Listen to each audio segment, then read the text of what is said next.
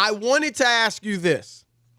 If you're the Jacksonville Jaguars, say you're Urban Meyer, would you trade the number 1 pick and the rights essentially to Trevor Lawrence for Deshaun Watson? I would do it only from this standpoint, Chris, that the NFL's changed. There is no 5-year plan. People are trying to win every year. That's the difference between, think about this. When Aaron Rodgers came into the NFL and sat for 3 years, right? That doesn't happen anymore, Chris. He'd be called a bust now, even if it was Brett Favre. Think about that. He sat for 3 years. People don't sit anymore. If you're the number 1 pick or a top pick first round, they're throwing you into the fire immediately. So that's the whole urgency, a sense of urgency of trying to win. So if you could get an established quarterback in Jacksonville, and you know what? Trevor Lawrence could wind up being great 5 years from now, Chris, or he could be a stud from day one. I doubt it, but he could be. But if you're telling me I can get a guy who's won a Super Bowl in Russell Wilson. Oh, so you're saying you do it for either one of them. Or Deshaun Watson. I'm just saying I would have to look at that because the chances of me succeeding sooner in my tenure if I'm Urban Meyer and the owner down there and I'm trying to get this thing turned around is going to be quicker with an established quarterback, plain and simple. We're not talking about some guy was a backup or had a good day or a good couple of games and you're banking on him, giving him the job. Like when they did with Nick Foles, Chris, when they brought him down and were like, oh, yeah, well, he won the Super Bowl. He was great. He beat Tom Brady. Now we'll give him the starting job. And he did what he always did, which was stunk at being a starter. Right. So I would be open to it. If I can't make a deal, then I'll go with Trevor Lawrence. But if there's something on the table, absolutely. As much as I like Russell Wilson, as much as I know he's a Hall of Famer, I would hold off on that one. He's 32 years old, number one. And are we ready to – I think Russell could go there and make them a pretty good team, maybe makes them a playoff team. But he wants a Super Bowl. He's already on a playoff team, and it sounds like he's unhappy. He is ready to win immediately. So I don't know. I know they'll have some money for free agency. They've got a lot of draft picks.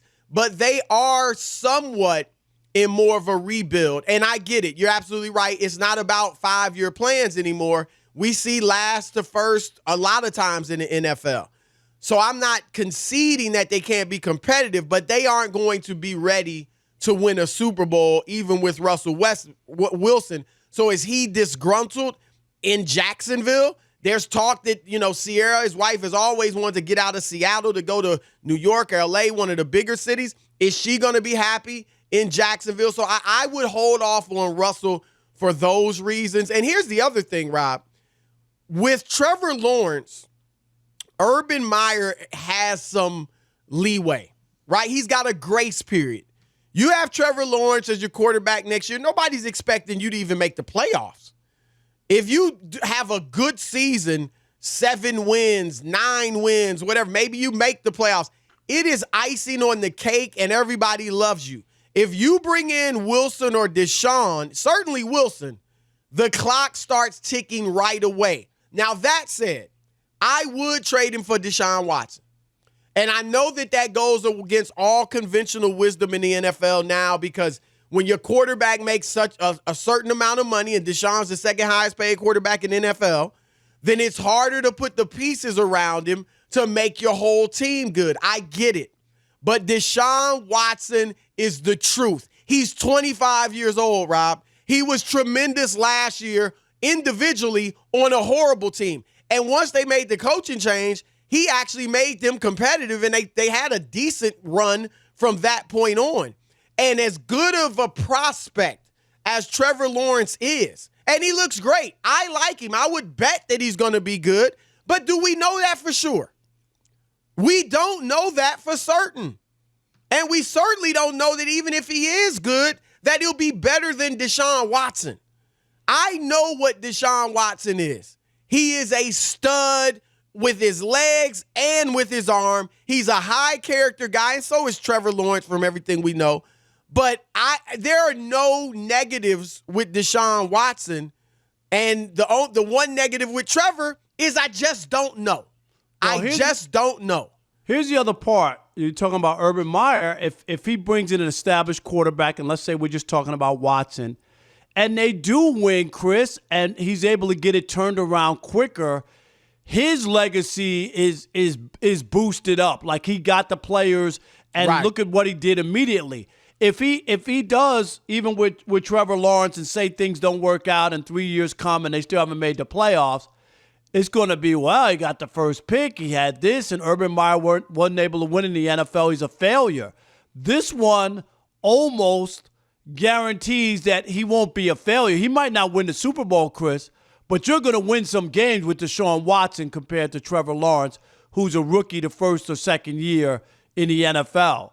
So if I'm selfish and I'm Urban Meyer and I'm thinking about, I'm trying to have the best squad from day one I could possibly put together, and I could try to win now and let people see what's going on down in Jacksonville, and we're building something, then maybe we can attract some other people there. So that's the plus side on going with a veteran quarterback. You will have money, and you've got some receivers that are out there. Chris Godwin. You got OBJ's like he wants out. I don't know that Urban Meyer goes to him. You got Galladay, who's a receiver out there. So you got some free agent receivers you can go out there and get. So I'm with you. And look, it's no guarantee. We've seen, there's not a college coach better than Nick Saban. And he struggled in the NFL. So he failed in the NFL. You don't have a ton of time to get it turned around quickly. So you're right on that part. A lot of people, Rob, starting to say, look, Russ is as calculated as they get. Remember, he's always ended all his interviews with "Go Hawks."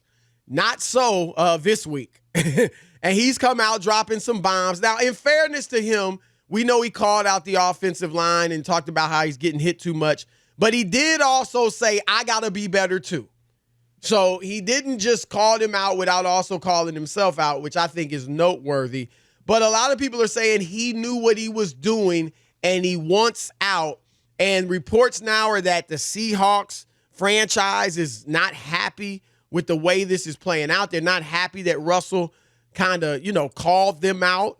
And so you have a philosophy on when a guy wants out, and you would apply it to Russell Wilson. Tell us what it is. Yeah. Always. I would get rid of him. I don't want anybody, I don't care how talented they are, who doesn't want to be a part of the organization. What he did, Chris, by taking those gripes public was a knock on the organization, a knock on the other players. He put himself above everybody else. Those things can be talked about. If you want to improve the offensive line and all that, go upstairs, talk to the general manager. Talk to Pete Carroll, the coach. Chris, there's things that you can do, and I'm fine with that.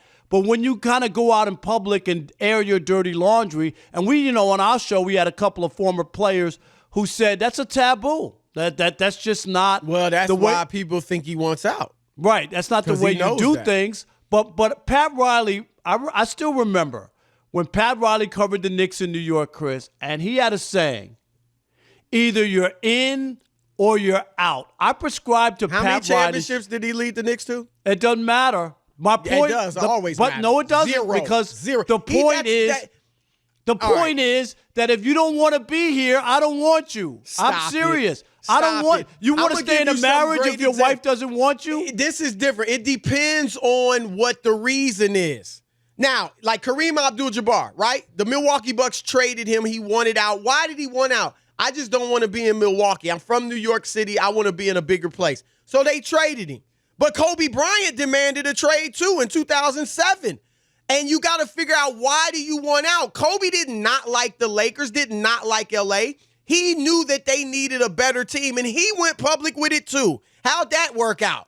Two championships later. No, my point is you got to find out why the guy wants out. If Russell doesn't like the organization or the front office or the city, then, okay, we may have to move on. But if it's something that's fixable, and he's like, look, if we get this fixed, I love it here. I want to stay here, but I'm no longer going to play under these circumstances. then you can change it and fix it. Magic Johnson said trade me but or wait a minute, fire Chris. Paul Westhead. They fired Paul Westhead, so stop it with all that if he doesn't want it. And Pat Riley would do the same thing. No way. And here's the other thing with Russell Wilson. You're letting him off the hook. He's talking about the offensive line. He's the one who cost him. Too. He's the one who cost him a Super Bowl. Do you remember the interception at the 1 yard line? We got Bucky Brooks, NFL Network, NFL.com, and Fox Sports Radio joining the odd couple. Bucky, what up, man? Man, what's up, Chris? I hear your voice. Do you have Rob Parker with you? I haven't heard from him in so long. Yeah, he been running from you. You ain't got to worry about. You ain't got to worry about. He had to me. let I'm things settle down. Oh, I'm right here. Oh.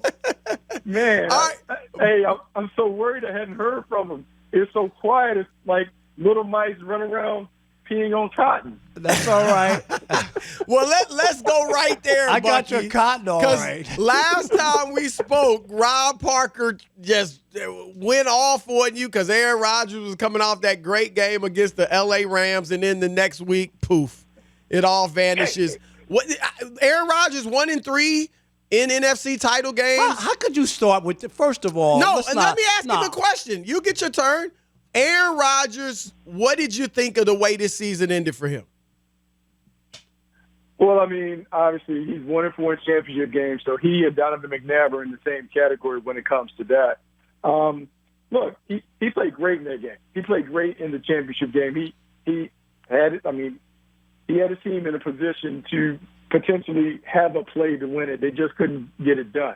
I think this thing, when it comes to Aaron Rodgers and the Green Bay Packers and kind of the stuff that we've heard after the game, like what is going to happen with them, I think it's fascinating because we always judge quarterbacks on rings. And so here we are sitting with Aaron Rodgers, a 3-time MVP, with only one ring. And so there are going to be some people that can never consider him in that conversation as one of the greatest to play the game at that position. And so the pressure is on him and his team to find a way to get back to the Super Bowl so he can at least have the legacy of being, if not, he can't be the best because Tom Brady, but being in that conversation as one of the best to ever do it. How long have you been an analyst since you stopped playing? I've been an analyst for a long time. I think 2007. 2007. Were you ever more wrong about a player than you were with Aaron Rodgers? You basically wrote him off, said he was overrated, and he was on the downside of his career, and he won a MVP at 37 with unbelievable numbers. Have you ever been more wrong than that?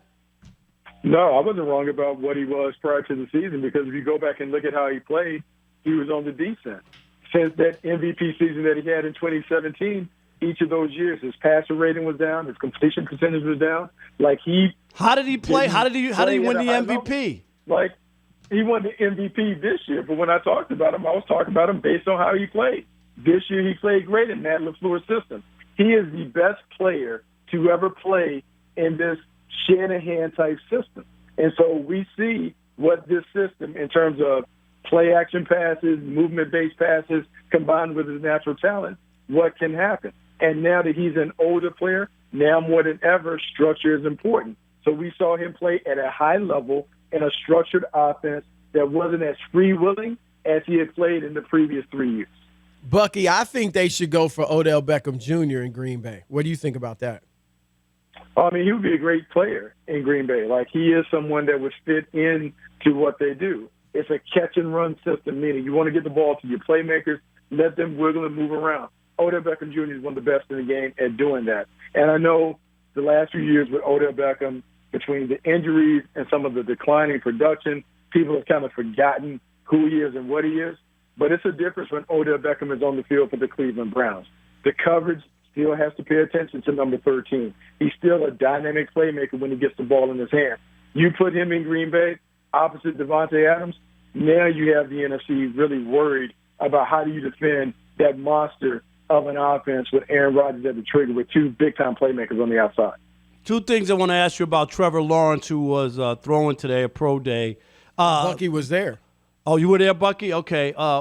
Number one, why did he throw? And oftentimes guys who are considered to be the first pick or whatever. They sometimes forego that.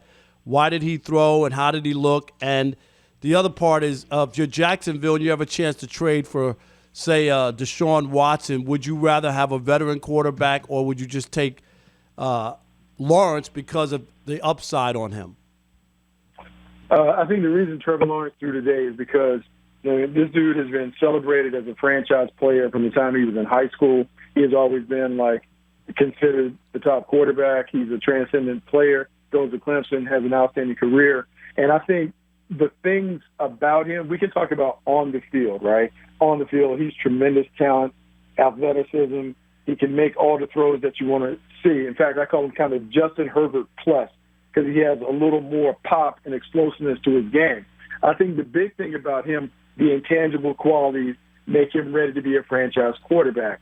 His maturity, his connectivity when it comes to being a leader of his group, and then the winning pedigree. And I think for him, he's the ultimate competitor. I don't think he could think about entering the draft without having a pro day, without showing people, here's who I am, this is what you've heard about me, now let me show you. I think that's why he wanted to participate. And no, I don't think the Jaguars, under any circumstances, will consider moving off of the number one pick. I believe they think he's that nice and that he is the right guy for their franchise, not only what he does on the field, but how he carries himself off the field. Would you do it? Rob and I were trading for Deshaun Watson. I agree with everything you said about him, but I know Deshaun is great. I think Trevor will be great. What would you do? I get the answer, reasoning either way, but if you had the decision, what would yours be? Well, I mean, it's always easier to say, hey, I'll take the proven thing in Deshaun Watson. But I think in this case, I would stick with Trevor Lawrence. I would stick with Trevor Lawrence because when you go and you look at the track record and what he was able to do at Clemson, look, he had big shoes to fill coming shortly behind Deshaun Watson, and he lived up to it. And you could say that he actually even elevated the program beyond what Deshaun did. I think both of those guys are great players, but if I'm Jacksonville, I'm sitting there and I could have the number one pick like I have with Trevor Lawrence, I'm going to do that before I move off and give away a bunch of picks to the Texans to take on Deshaun. And I'm saying that knowing that Deshaun Watson is a top 5 player. That almost doesn't make sense where we are today from the standpoint of it's about winning now. And they're young quarterbacks and they're talented. It's hard to win. It's hard to get to that next level. So if you're Urban Meyer and you have a chance to at least give yourself a better shot at winning early, nobody's want to wait around for 3 or 4 or 5 years for this all to come together. Why wouldn't you take a proven commodity? I'm still surprised by that.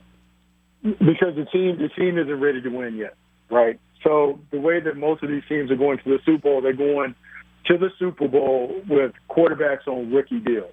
Even Pat Mahomes is still playing on the original terms of his rookie deal.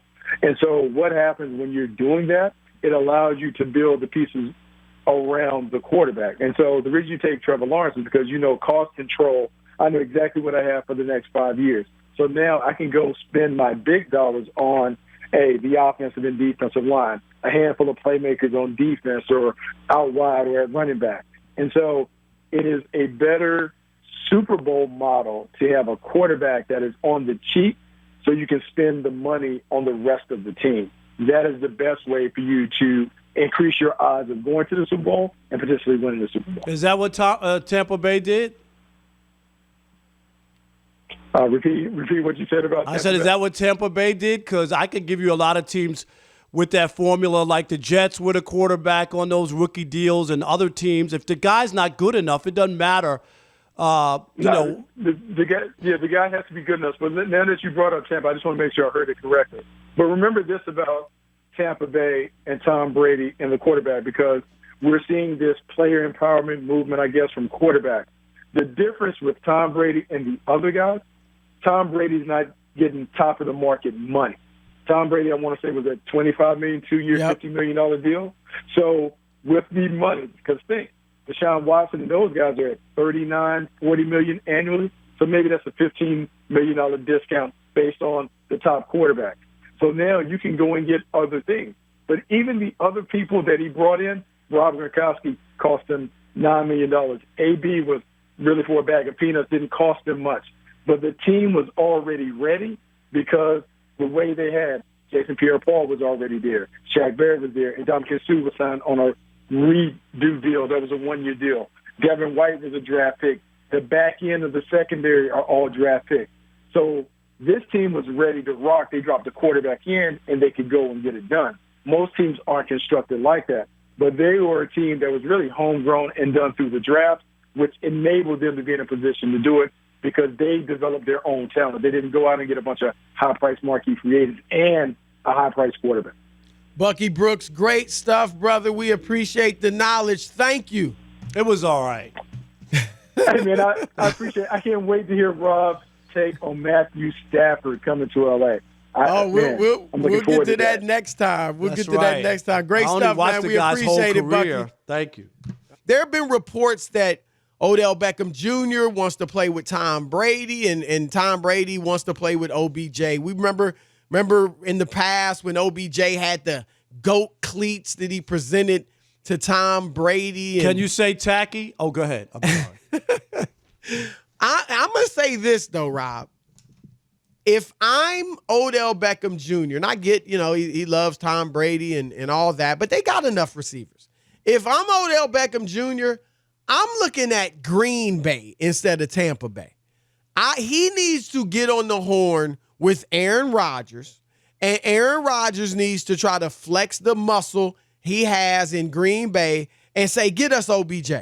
Because one thing Bucky was right about, time's running out for Aaron Rodgers. We don't know how much longer. Look, he looks great, but still, it's been, 11 years since he's been to the Super Bowl. Go get OBJ, and they may be the favorites in the NFC next year. I'm not going to be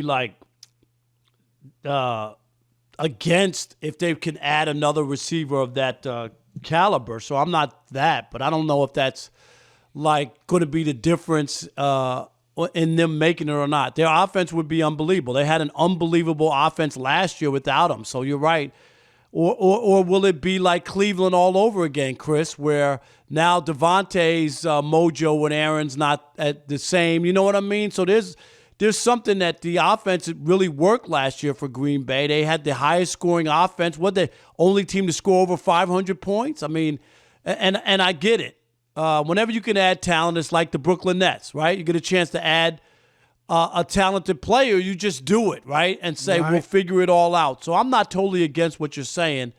The Tom Brady thing, I don't know if that's just a pipe dream or if I'm Tampa, am I really interested in that? There's so many other moving parts. You got to be real careful because chemistry is important. Right. I think people forget that and think you could just put things together. And we saw that. And I know it's different between Tampa winning a championship, Chris, and what happened with the Browns, but you remember the difference, right, with the chemistry once they all came together. They were thinking they were going to the Super Bowl. Remember that when they got OBJ? Absolutely. And I think the difference, and I hear you, because remember when OBJ got hurt, I talked about this right away. I think Baker will play better. Not that OBJ, isn't a great receiver, but a young quarterback like Baker who really hadn't established himself. You got this celebrity superstar wide receiver with a huge personality. I think Baker felt like I got to get the ball to Odell, and that was taken away from the offense. And rather than making the right play, he was looking for OBJ a lot. I don't think OBJ, he's not bigger than either Aaron Rodgers or Tom Brady.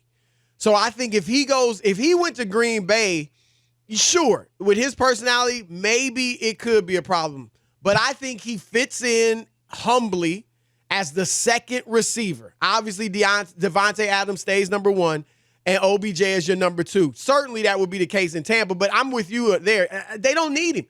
If I'm Tampa, I'm trying to bring back Chris Godwin. Now, he's a free agent. Maybe he's in for a big payday elsewhere. And maybe they don't want to pay, right? There's right. Part of that, yep. I'm definitely keeping Antonio Brown because I think, Rob, other teams are going to look at Antonio and feel like he may not be on his best behavior here. In fact, he likely won't be on his best behavior like he is with Tom Brady.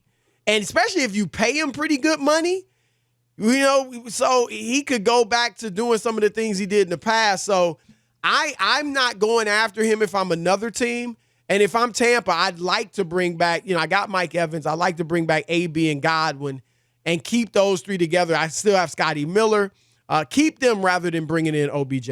And the other part, too, is OBJ wasn't a part of what happened when things turned around for the Browns this year, Chris, but maybe he can fit in there and he doesn't have to go anywhere. Like they're up and coming, right? They beat Pittsburgh in the playoffs. I know it was just one of those once in a lifetime games where everything just kind of went their way and they rolled over them. But maybe they can build on that and incorporate him and he can be a part of that. What's going on in Cleveland and not be ready to just jump around or hop on another team. And who knows, maybe everything just worked out for Tampa this year and maybe things won't work out, perfectly for them this year. So they might not be that team. Yes, he should go to a Bay, but maybe you're right. It's Green instead of Tampa, it could be. I think that's what he should be looking at. Look, and you're right, though. It could. I mean, everybody's assuming he's out of Cleveland. I believe they were 5-2 with him. So it wasn't like they weren't winning. Stinky. Right. I do think Baker played better without him. I think that's clear. But again, maybe OBJ's been a bit humble. Rob, we're talking about him for things he did 4 years ago. Well, because of that catch on Sunday Night Football, which everybody in NFL America saw. But you're right, Chris. The numbers just haven't been there. And a lot of it has been injuries and whatnot, not being able to stay healthy. But he's years away from that stud receiver he was. Absolutely. So he should be looking to go back to Cleveland and fit in. But if he wants out, Green Bay rather than Tampa Bay or Tampa Bay or Champa Bay.